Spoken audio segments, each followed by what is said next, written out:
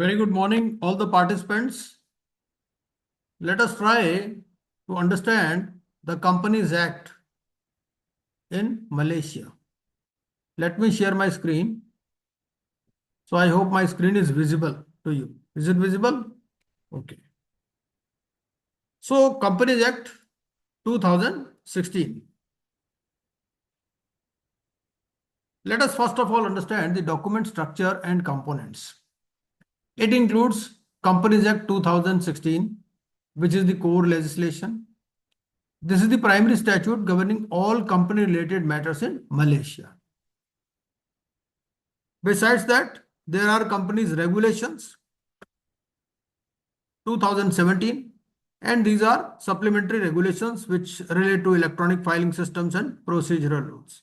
Islamic Securities Regulations 2017, Practicing Certificate Regulations 2019, Corporate Rescue Mechanism, and Beneficial Ownership Regulations. So these are some of the concepts which we would like to understand in a phased manner over various video lectures. Let us start with this Companies Act. So there are basically 5 core parts of the Companies Act 2016. One is part 1, which is preliminary, which contains introduction and basic definitions. Part 2 is related with formation and administration. Part 3 is related to directors' duties and shareholders' rights, basically the management. Part 4 deals with winding up and dissolution. And part 5 is miscellaneous, which deals with additional provisions and regulations. Now part 1. Let us try to have an overview of part 1, which deals with preliminary matters. First of all, as in every statute, there is short title and commencement. So this act is cited as the Companies Act, and it is of operation upon Minister's Gazette notification.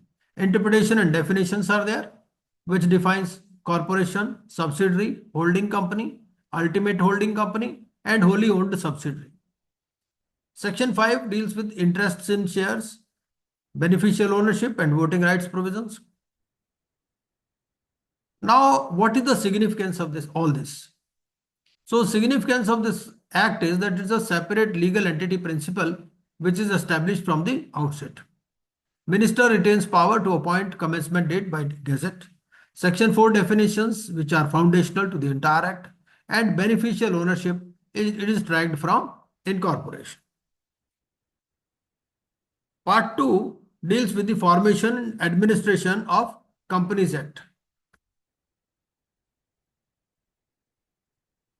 Division 1 is types of companies, which could be private or public companies,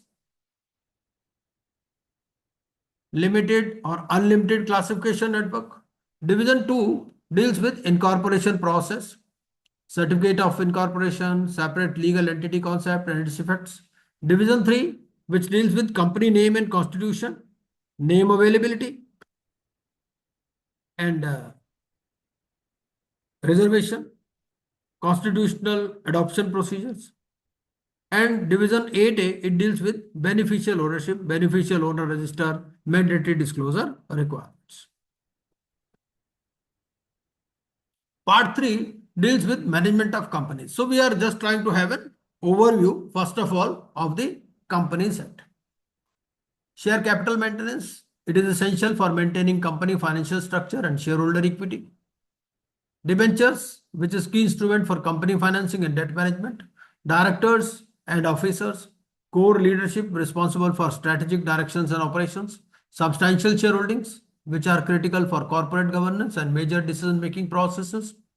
Members and membership, which is fundamental to company constitution and stakeholder relationships. And meetings and resolutions, which are essential for essential governance mechanism for formal decision making. Part 4 deals with cessation of companies, winding up types. So there are various winding up types. One is the voluntary winding up, wherein members initiate liquidation, they appoint the liquidators and oversee distribution of remaining assets according to statutory priorities. Second is compulsory winding up, which is basically a court ordered liquidation via petition and it is typically applicable in case of insolvency or just and equitable grounds.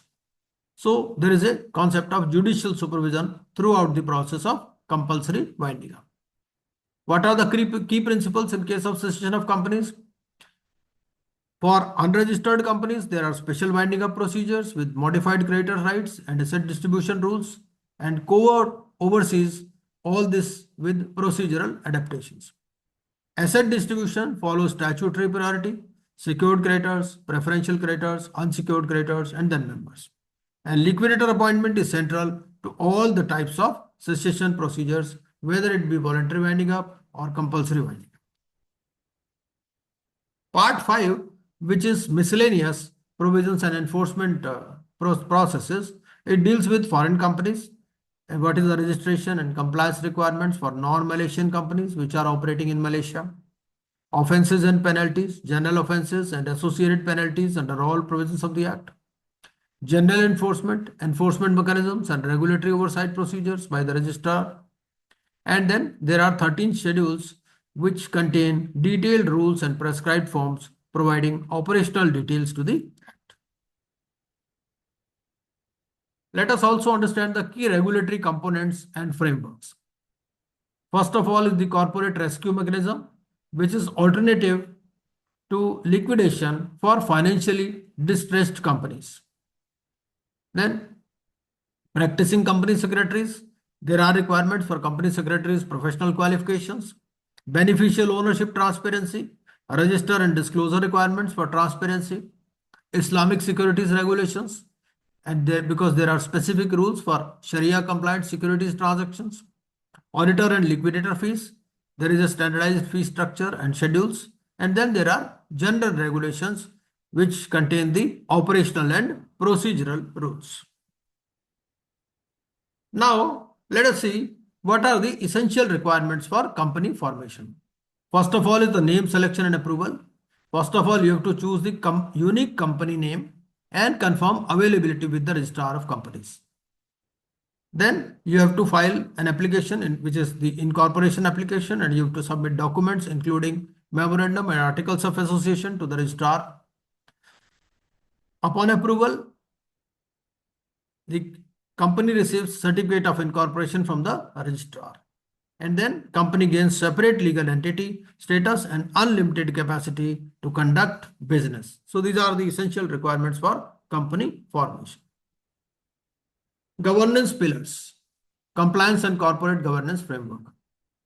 There is a concept of transparency and disclosure, beneficial ownership registers, share registers, financial accounts disclosures, directors information.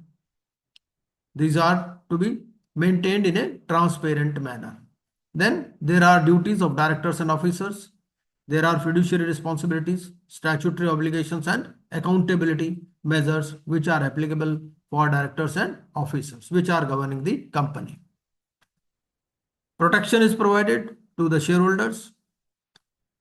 Shareholders protection is granted through minority rights, meeting procedures, voting rights and dividend protections. And there is continuous compliance obligations. They apply from incorporation through cessation of the company. Now, let us see what are the takeaways from Companies Act 2016 overview. First of all, there is a comprehensive framework. There is a complete legal structure from company formation to cessation in Malaysia.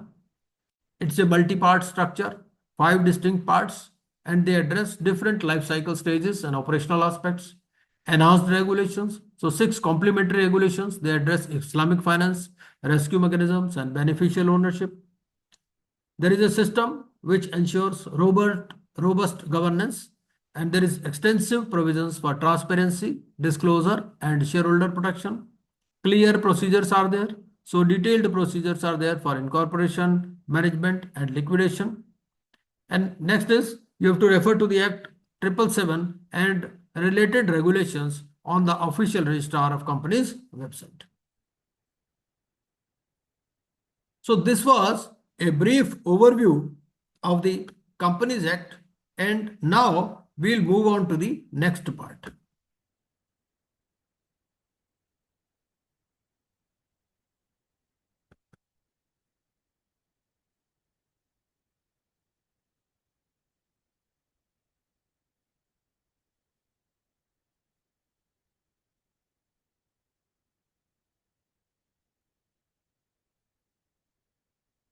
Just let me share my screen with you.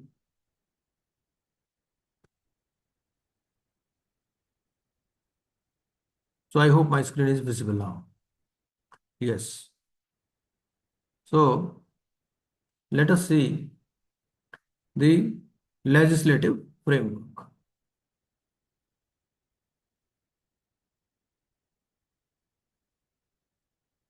So this Companies Act 2016, which is Act 777 of Malaysia, it officially came into effect with core provisions operational on 31st of January 2017. So this is termed as phase 1. And in phase 2, on 1st of March 2018, there was expanded implementation covering additional regulatory requirements and compliance measures. And in third phase, on March 15, phase 3 came, which ensured full enforcement with all supplementary regulations and enforcement mechanisms in place. Let us see the types of companies and their characteristics which are there in Companies Act 2016. There are companies which are limited by shares, wherein the member's liability is limited to the unpaid share value. It can be public or private, and there is a requirement of minimum capital. There are companies which are limited by guarantee, where the member's liability is limited to the guaranteed amount. No share capital is required. Usually these are private companies. Then there are unlimited companies where the members have unlimited liability. There is no minimum capital requirement, and these can be both public or private companies. Then private versus public. So private companies, maximum 50 shareholders can be there. There is a restriction on transfer of shares, and public companies have freely transferable shares. So these are the various types of companies. Companies limited by shares, companies limited by guarantee, unlimited companies, and private versus public companies, wherein there is a maximum capping on the number of shareholders, restrictions on share transfer, which is not there in case of public companies. Now, let us see some of the requirements. Some of what are the essential requirements for company formation. First is the company name. It must be unique and registered with the registrar of companies.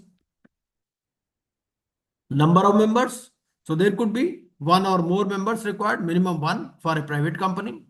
Shares. These are required for companies limited by shares. Minimum one share can be there. Directors. Minimum one director is required. Must be at least 16 years old. And then there is constitution and registered office. Articles of association are required, and official address in Malaysia for legal communication. So these are some of the essential requirements for formation of a company in Malaysia. Now let us see the companies classification network. So there is companies under Act 777. So all registered business entities governed by the provisions of Act 777. Then private company limited by shares, wherein the members' liability is limited to unpaid share capital, and they can have restricted share transfers.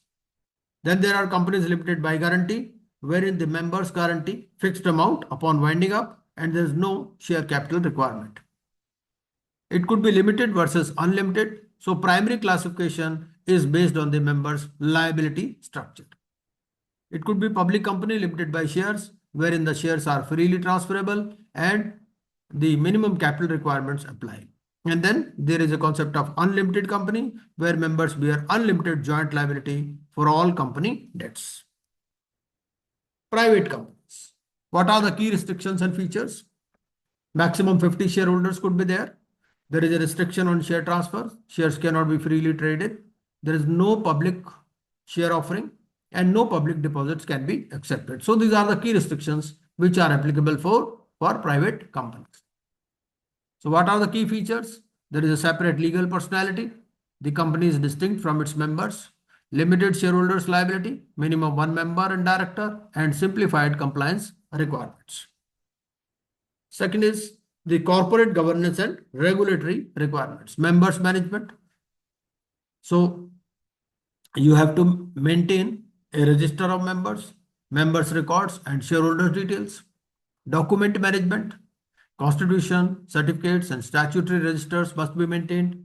There are compliance obligations, so financial statements, registered office in Malaysia, documentation accessibility, and then winding up procedures, voluntary and creditors procedures, liquidator rules, asset distribution. So these are some of the corporate governance and regulatory requirements in a nutshell. Then subsidiary and related company relationships. Corporate structure. Holding company wherein there is a control of 50% or more of voting power in subsidiary, or it directs the board composition. Right? Subsidiary means 50% plus shares owned by the parent, and parent controls board decisions. And then there is a concept of wholly owned subsidiary wherein 100% ownership is there by the parent company and there is a complete board control. So what are the key rules?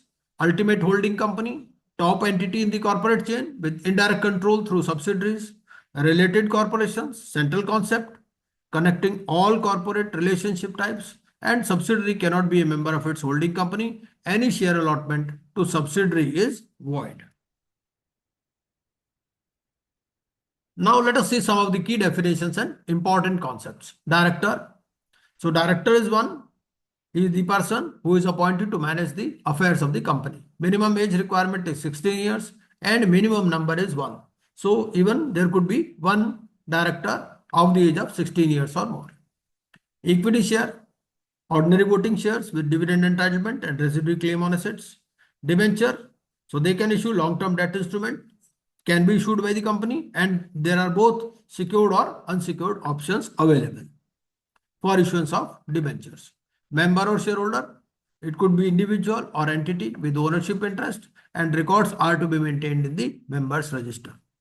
Preference shares, in case of preference shares, there is a fixed dividend rate and there is a preference in payment during liquidation. But there are limited or no voting rights. Then financial statements, annual records of financial activities must be audited and filed with the registrar. Financial statements and accounting requirements. First of all, accounting records. Comprehensive records have to be maintained regarding the accounts which we relate to receipts, payments and transactions, and they should be documented properly. Step 2 is annual preparation. So financial statements are prepared on an annual basis. Profit and loss count and balance sheet is to be compiled. Step 3 is the audit requirement. Approved auditor review for company's meeting size threshold. Audit report to members. Step 4 is filing and disclosure. So you have to submit to the registrar within a certain deadline, and this is available to members, and copies are to be maintained at the registered office. Step 5 is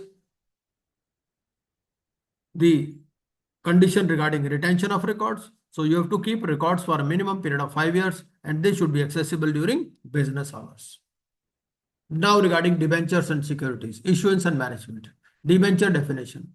So it's a debt instrument which is issued by the company, and there are both secured and unsecured options, and it represents creditor relationship with fixed maturity. Now regarding types of debentures, there could be mortgage debentures which are secured by asset. There could be unsecured debentures, convertible debentures which are ultimately convertible to shares. Now regarding registration of charge.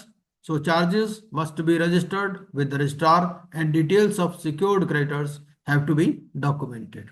Investor protection, security documents are required. There is a stipulation regarding appointment of trustee, and debenture terms are clearly defined. Now share capital and share classification. Equity shares, these are ordinary voting shares and which are entitled for dividends and residual claim on assets, and they have got full voting rights.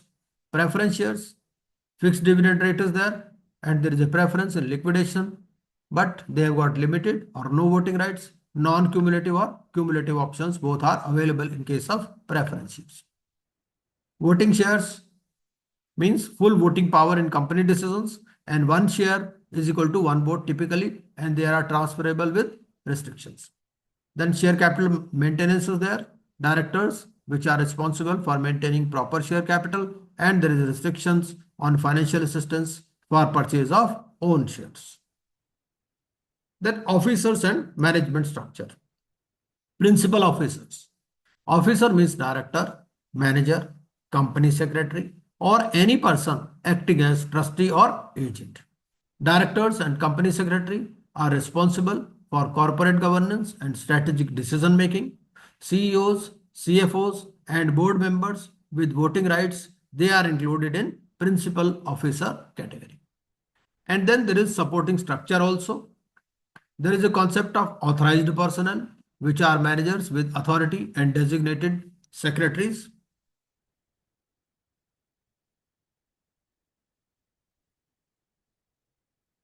Designated signatories, and there is which have the power to execute contracts. Administrative staff, which could be finance manager, compliance officer, HR, which does the support functions without executive authority. And then all officers subject to statutory duties and potential personal liability for breaches. So this is the officers and management structure. Now directors, appointment, roles and responsibilities. There is a minimum requirement to have at least one director, which is required for private companies at all times. The age eligibility is a minimum, he should be 16 years of age, and director can be an individual or a corporate body. Then key responsibilities, board decisions, company management, statutory compliance, and financial oversight. These are some of the key responsibilities of a director. And then besides that, there are fiduciary duties also. He has to act honestly and in good faith. He has to exercise care, skill, and diligence, and he has to avoid conflicts of interest. Then director's disqualification. So director is automatically disqualified in case of mental incapacity or insolvency, or court has ordered for misconduct. So minimum requirement is 5 years period. Then personal liabilities could be there for breach of duties or for fraudulent conduct or trading while being insolvent. So these are in a nutshell the directors' appointment, roles and responsibilities which are enshrined in the Companies Act. Now let us see the winding up and dissolution process in brief. So stage 1 is the decision to wind up. Members pass a resolution, and then there is creditors meeting if applicable, and then appointment of liquidator is announced. Stage 2 is voluntary winding up. Members voluntary, company solvent or creditors voluntary. Companies is insolvent and creditors approve the liquidator. Stage 3 is court ordered winding up, where there is a compulsory liquidation on grounds. And court petition hearing is there, and liquidator is also appointed by the court. Stage 4 is asset distribution, where the creditors get paid as per the priority order, and members' claim are settled in the last, and surplus is returned to the members. Stage 5 is dissolution, where final account is filed and company is removed from register and legal entity ceases to exist. There is a concept of separate legal personality and company capacity. So core principle, company is distinct from its members and it is capable of suing or being sued and owning property separately. Continuous existence, so it survives members' departure or death. Perpetual succession is there and is not affected by transfer of shares. Unlimited capacity, it can exercise all corporate functions. It can contract, it can own property, it can borrow money, it can enter into partnerships. And then ultimately there is a concept of limited liability. Members' liability is restricted per company type. So company assets are separate from personal assets. Then incorporation procedures and certificate of incorporation. First step is you have to prepare the memorandum and articles of association. Then members' consent is obtained and directors or secretary is identified, and then company name, apply for a unique company name, and that is ultimately approved. Second stage is application. You have to submit the incorporation documents to registrar and proof of name approval included incorporation fees paid. Third step is review. So registrar verifies the compliance with the act, checks for unlawful purposes or public order concerns. Step 4 is registration. Company is registered with unique company number and certificate of incorporation is issued. And step 5 is commencement. Legal personality is acquired from date of certificate issue and company can commence business immediately. Now, let us see the requirements of registered office and legal address. First of all, there is a location mandate. It must be situated in Malaysia and fixed principal office is required at all times. Accessibility, it should be open during business hours. It should be accessible to members or creditors and public inspection rights apply. Address notification, registrar must be notified of office location. Change of address requires 7 days notice. Documentation storage, regarding the constitution, members register, board minutes, and financial records, they are to be stored at the registered office. Signature requirements are there, signage requirements are there. So company name and registered office address, they should be displayed prominently and contact information should be accessible. Annual returns and statutory filing obligations. Step 1 is return preparation. Annual return form is to be completed. Member details are to be updated and directors information should be current and share capital should be recorded. Step 2 is financial statements. Profit and loss count has to be prepared, balance sheet is to be compiled, and notes to accounts and auditor's report is to be attached. Step 3 is auditor certification. Approved auditor reviews the statements, audit report is issued, and opinion on financial records is given by the auditor. Step 4 is filing timeline. You have to submit within the statutory deadline which is prescribed, and in case of late filing, there is a penalty and fees payment is required. Step 5 is public record. File returns become public records and their access available to interested parties and compliance is verified. Offenses and penalties under the Act. So there are minor offenses which are there in case of late filing or incomplete return submission, failure to maintain records. Penalty is fine up to the statutory amount. In case of serious offenses, which include false statements, fraudulent misrepresentation, unauthorized trading while insolvent. So penalty is there and penalty may range from fine plus imprisonment also in case of serious offenses.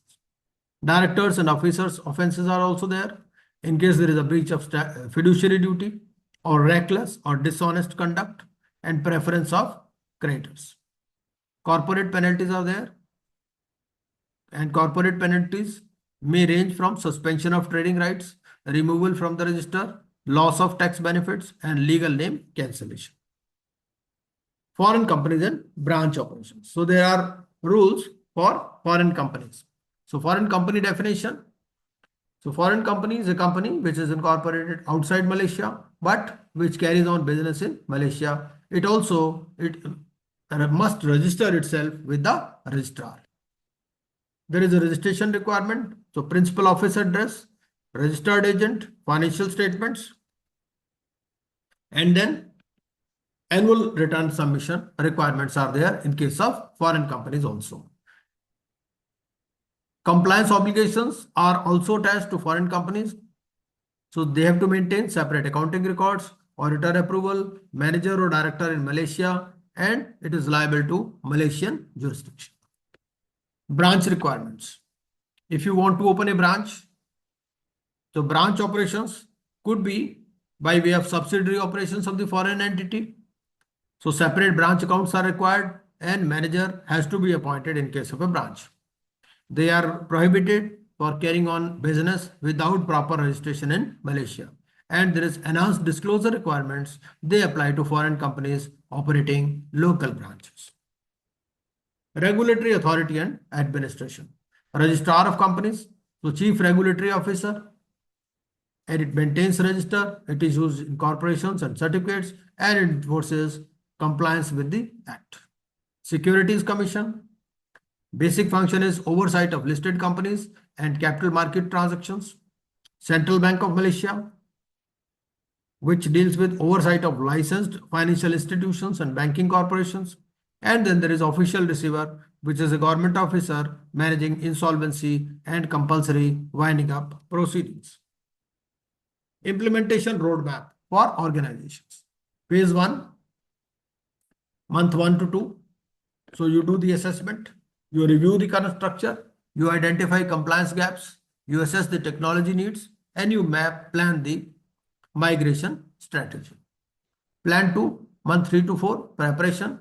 You update the documents, staff training programs, system implementation, and then stakeholders communication. Phase 3 is months 5 to 6, transition. You migrate to new compliance framework, establish new procedures, implement technology solutions. Phase 4, month 7 to 8, go live, official transition completion, full compliance implementation, and performance metrics establishment. Phase 5 is ongoing optimization, continuous improvement, regulatory updates, system enhancement, and best practice adoption. Now, digital innovation in corporate administration. So there is e-filing platform. So there is online document submission and real-time filing tracking, automated validation, and instant confirmations. Digital signatures, electronic signatures recognition is there. Blockchain verification capability, paperless transactions, and remote board meetings can also be entered. Then cloud-based records. So you have to secure document storage, automated backup, remote access capabilities, and audit trail maintenance. AI-powered compliance, automated compliance monitoring, deadline alerts, regulatory change notifications, and intelligent document management. Fifth is future vision. So fully integrated corporate ecosystem, seamless cross-agency data sharing, autonomous compliance systems. So Companies Act 2016, it is building better corporate governance. So there is modernized corporate framework, replacing the previous Companies Act with a digital first approach, simplified compliance for SMEs, single director permitted, faster and lower cost incorporation, enhanced shareholder protection with transparent corporate structures and clear director responsibilities, improved investor confidence through creditor protections and stronger regulatory enforcement, digital transformation, e-filing, electronic signatures, and online incorporation now standard, and Malaysia's competitive business advantage is strengthened through modern corporate legislations. So we just now had a brief overview of the Companies Act.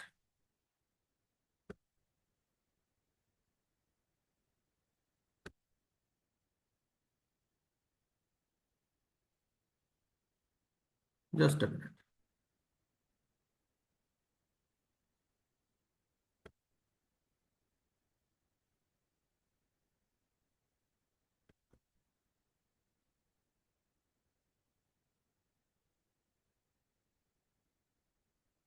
Let me share my screen with you.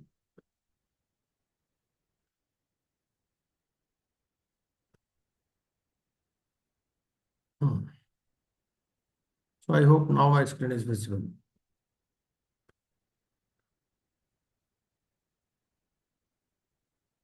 So members register, notifications, and share capital. Let us see the statutory obligations, member record, financial assistance, shareholding, and debenture regulations. Section 26, which talks of the duty to notify particulars and changes.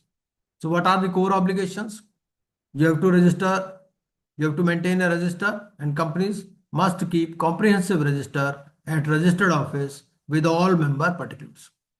And there is a notification deadline. Changes must be notified to registrar within 14 days, including cessation or becoming a shareholder. There are exemptions and penalties. Exemptions are that quoted shares are exempt from certain notification requirements, and penalties are there. So contraventions can range from fines up to 20,000 ringgits plus 500 ringgits per day for continuing offences. Section 27, which deals with index of members of the company.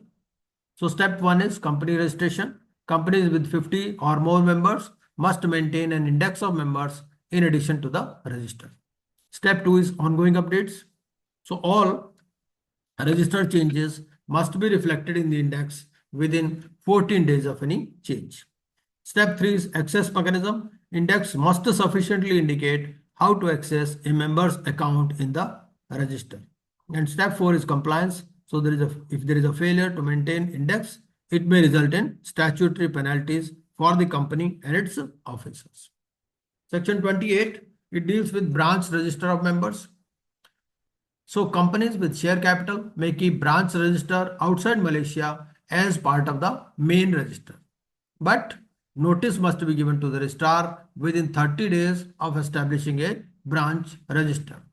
right?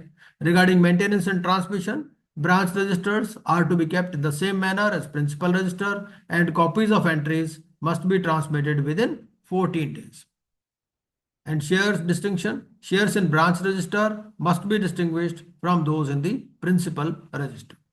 And penalties, so contraventions can range fine up to 10,000 ringgits plus 500 ringgits per day for continuing offences. Share register, inspection and closure. Public inspection. Any person may inspect the register of members during business hours at the registered office. Closure of register. Register may be closed for periods not exceeding 30 days per year with 14 days notice published in a newspaper. Members access. Members are entitled to copies of the register on payment of prescribed fees. Registrar has the powers, and registrar may compel production of register and investigate accuracy of entries in the register. Electronic format. So register may be maintained electronically provided it is accessible and printable. Reduction of share capital in case of private company. It has to be supported by a written resolution. So every copy of a resolution must be accompanied by a solvency statement signed by all directors and should be dated not earlier than 15 days before the resolution. There is a general meeting option. Solvency statement must be available for inspection by members throughout the meeting before voting. There are some safeguards for creditors also. Creditor inspection, solvency statement is available at the registered office for 6 weeks from the resolution date. Statement requirements, it must include detailed financial position analysis and director declarations of solvency. Penalties are there in case of officers who fail to make solvency statement available and commit an offense with civil and criminal consequences. Financial assistance for purchase of own shares. So there is a general prohibition on financial assistance for purchase of own shares. So company is prohibited from providing financial assistance for acquisition of its own shares or holding company shares. But there are some permitted exceptions also, which are there in case of lending money in ordinary course of business. So employee share purchase schemes could be there, loans to directors could be there. Then whitewash procedure. So private companies may give financial assistance following whitewash resolution. So solvency statement by directors is required. And then board solvency declaration. So directors must declare company will be able to pay debts as they fall due for 12 months after assistance is given. Acquisition of own shares, treasury shares. So there is a power to purchase. Company may purchase its own shares subject to constitution and shareholders approval. Treasury shares, purchased shares held as treasury shares and not entitled to vote or receive dividends. Cancellation or resale, treasury shares may be cancelled, sold or transferred for employee share schemes. Disclosure, company must lodge return with registrar within 14 days of purchase, cancellation or disposal. And then there are price limits. So purchase price must not exceed prescribed limits based on prevailing market price. Debenture regulations. Sections 160 to 175. Section 160 deals with debenture register. So company issuing debentures must maintain register showing holder names, addresses and amounts held. Section 161 deals with the trust deed requirement. Debentures secured by charge over company property must be constituted by trust deed with approved trustee. Section 162, which deals with trustee liability. So trustee duty of care to debenture holders cannot limit liability below statutory minimum. Section 163 deals with debenture holder rights. So there is a right to inspect trust deed, receive copies of financial statements, attend trustee called meetings. And section 164 is regarding reissue of redeemed debentures. So company may reissue redeemed debentures unless constitution or terms prohibit reissue. Charges, registration requirements, charge creation. Now what is a charge? Security interest created over company assets, secures loans or obligations, creates creditor priority claims. Types of charges could be fixed charge, which is against specific assets, or it could be floating charge, which is maintained on current assets. Mortgage could be there in case of land or property, and pledge could be there in case of personal property.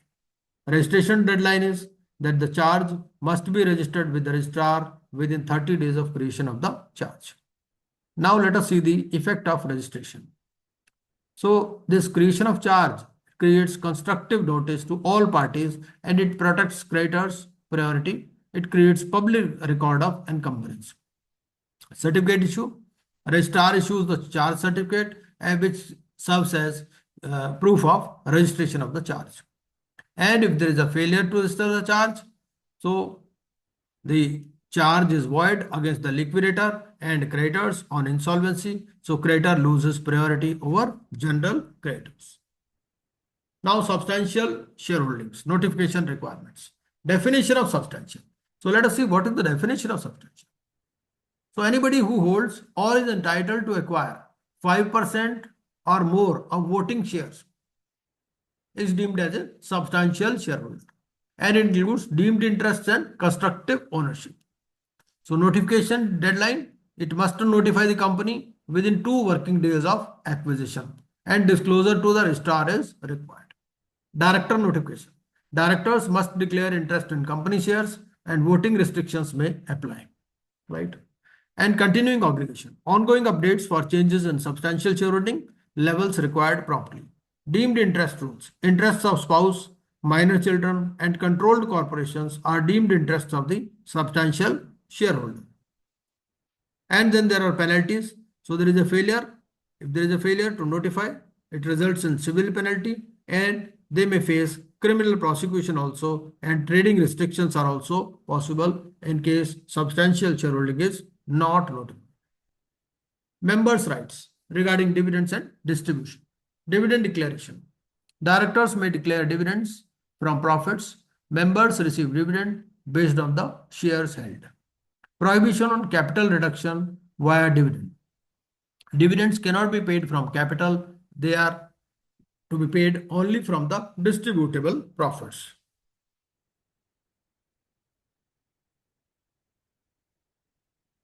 Preference share dividends.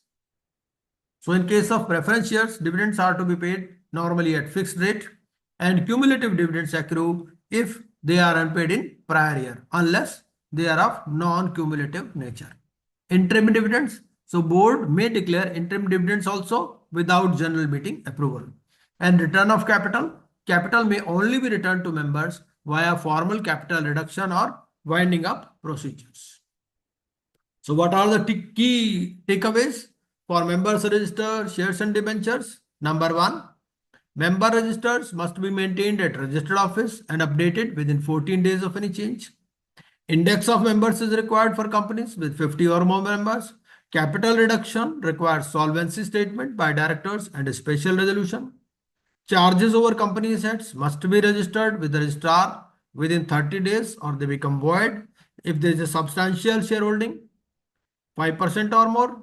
So substantial shareholders must notify the company within 2 working days of reaching the threshold and debentures secured by charge must be constituted by a trust deed with an approved trustee. Okay.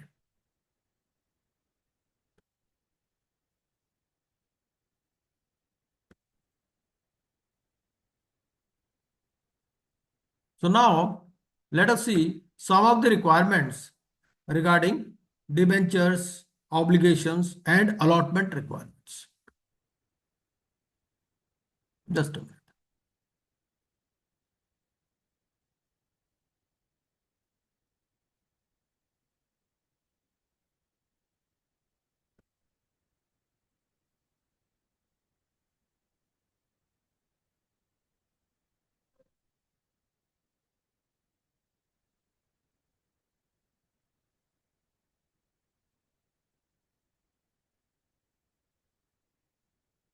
This we have completed. Members register. Now we are at debenture obligations. Yes. So debentures obligations and allotment requirements. Section 169. So there is a power of trustee to apply for court directions, court application powers. So trustee function. There is a trustee for debenture holders. He can apply to the court for directions on performing functions or determining questions about debenture holders' interests. And court actions. Court can give directions, accede to applications with conditions or order meetings of debenture holders. Then meeting and oversight. Meeting management. Meetings held under chairperson nominated by trustee or appointed by the meeting itself. Scope. It covers all situations where trustee is uncertain about proper course of action in administering the debenture trust. The purpose is to ensure debenture holders' interests are protected through judicial oversight when needed. Section 170. Obligations of borrowing corporation reporting. First report is to be submitted within 6 months. So first report due within 6 months of the prospectus date, and it must cover all key financial obligations. Subsequent reports are to be given every 3 months. So reports every 3 months or as the trustee requires covers all ongoing compliance matters. Okay? So these are the obligations of borrowing corporations. So first report within 6 months, subsequent report every 3 months. Then borrowing limits compliances. It demonstrates adherence to all debt covenants and borrowing limits specified in the prospectus. Covenant compliance provide evidence of compliance with all financial and operational covenants. And then event triggers and business changes. Report any triggering events or material changes in business operations, ownership, or management structure. Related corporation money. You have to give details of deposits, loans, and liabilities to related corporations. Yeah, and you have to show total amounts and secured versus unsecured status. Security advances. Particulars of advances within 7 days. Monthly outstanding amounts if they are merged in current account. Financial statements must be prepared and lodged with the registrar and trustee by 9 months after the end of the financial year. And trustee notification. If reports or statements are not lodged, trustee must notify the registrar immediately. Section 171 deals with the debenture holder meeting requirements. So convening of the meeting. So trustee may at any time convene a meeting of debenture holders if considered expedient. And if there is a requisition by holders, so meeting must be convened if requested by holders of at least 10% in nominal value of debentures outstanding. Chairperson, trustee nominates chairperson or meeting may appoint its own chairperson. Voting rights, each debenture holder is entitled to vote in proportion to nominal value of debentures held. Quorum, meetings cannot proceed without prescribed quorum of debenture holders or their proxies. And resolutions, extraordinary resolutions require 75% majority by value of debentures represented at meeting. Section 172, it deals with the trustee duties and restrictions. So core duty, trustee must act in the best interests of all debenture holders collectively. It cannot favor any individual holder. There are restrictions on exoneration. So trustee cannot be exonerated from liability for failing to exercise reasonable care and diligence. In case of conflict of interest, trustee must disclose any conflict of interest promptly and may be required to resign. So powers and standards, reporting duty, trustee must report to the debenture holders any breach of trust deed covenants by the borrowing corporation. Enforcement power, trustee has the power to enforce security upon event of default without requiring directions from holders. And standard of care, trustee held to standard of a prudent person managing affairs of others. Section 173, rights of the debenture holders.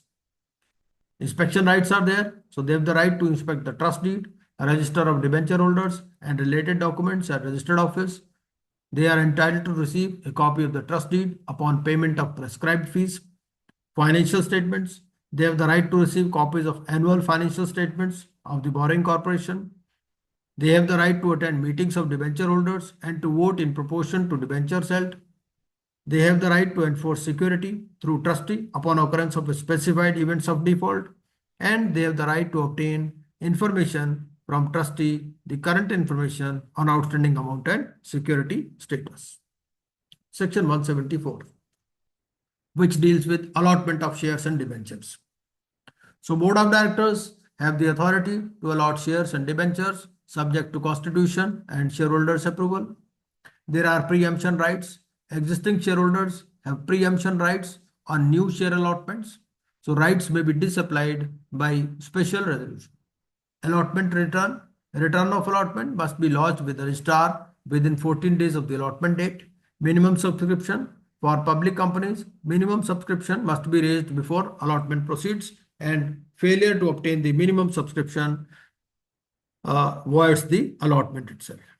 In case of bonus issues, bonus shares may be issued capitalizing company's reserves, and no cash consideration is required from members. Section 175, it deals with the prospectus requirements for debentures. So prospectus obligation, public company issuing debentures to the public must register a prospectus with the Securities Commission. Content requirements are there. Prospectus must disclose all material information, including company financial, terms of issue, security details, trustee details, use of proceeds, and there is a liability for misstatement. Directors and promoters are liable for untrue statements in prospectus, and civil and criminal liability is attached to such contraventions. There are certain exemptions and registration requirements also. Exemption is there in case of private placement to sophisticated investors and debentures issued to not more than 50 persons. So these are exempt. Then registration effect.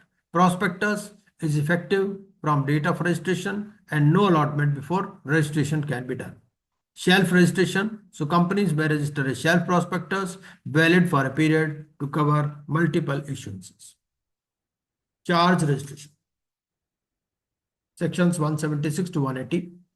So registrable charges. All charges created by a company over its assets must be registered, including fixed, floating, and mortgage charge. There is a 30-day deadline. Registration must occur within 30 days of creation of charge. Extension may be granted by court for sufficient cause. In case of modification and satisfaction of charge, so changes to charge, terms, or satisfaction of charge must be notified to the registrar promptly. Priority. Registered charges, they take priority based on the date of registration, not the date of creation. Void charges. So charges which are not registered within the deadline is void against liquidator and creditor in case of insolvency. Receiver and receiver manager provisions. Appointment by instrument. Debenture holders can appoint receiver or receiver manager via written instrument upon event of default. There could be court appointment also. So court may also appoint a receiver when company defaults on obligations secured by debentures. Agent status. So this receiver or manager which is appointed either by the debenture trustee, debenture holder, or court is an agent of the company, and it acts on company's behalf, and there are liability implications. Multiple appointees, so two or more receivers may be appointed, and then the functions are performed by anyone or jointly by one. Now let us see the key takeaways in case of debentures, obligations, and allotment. Number one, trustee may apply to the court for directions on performing functions under debenture trust deed. Borrowing corporation must report to trustee within 6 months of prospectus and every 3 months thereafter. Debenture holders have statutory rights to inspect, receive information, and attend meetings. Charges over company assets must be registered with the registrar within 30 days or they become void. Public companies issuing debentures to public must register prospectus with Securities Commission. Allotment returns must be lodged with the registrar within 14 days of any share or debenture allotment.